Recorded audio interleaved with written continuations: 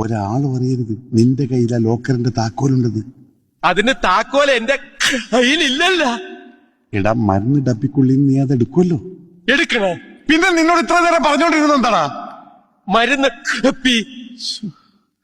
അതെ, അതിനകത്തുനിന്ന് ആ താക്കോലെടുത്ത് മറ്റെവിടെയെങ്കിലും ഒളിപ്പിക്കണം. അത്രേ ഉള്ള അത് ഞാൻ ഒളിപ്പിക്കാം. ആരും അറിയരുത് അത് നിന്റെ കയ്യിലുണ്ടെന്ന്. ഒളിപ്പിച്ച് കഴിഞ്ഞ പിന്നെ എന്റെ കാണൂലല്ലോ. എങ്കിലും അത് നിന്റെ കയ്യിലാണല്ലോ ഉണ്ടാവുക. എന്റെ കയ്യിലില്ലല്ലോ, ഞാൻ ഒളിപ്പിച്ച് കഴിഞ്ഞില്ലേ. എടാ നിന്റെ കയ്യിൽ വന്നതിന് ശേഷമാണല്ലോ അത് ഒളിപ്പിച്ചു വെക്കുക.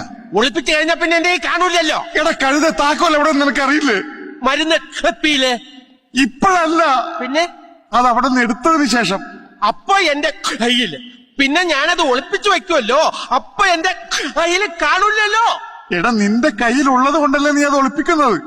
ഒളിപ്പിച്ചു വെക്കുന്നുണ്ടല്ലേ എന്റെ കയ്യിലില്ലാന്ന് പറഞ്ഞത്. നീ ഒളിപ്പിക്കുമ്പോ നിനക്കറിയാലോ അത് നിന്റെ കയ്യിലുണ്ടെന്ന്. അതാരും അറിയരുതെന്നാ പറഞ്ഞത്.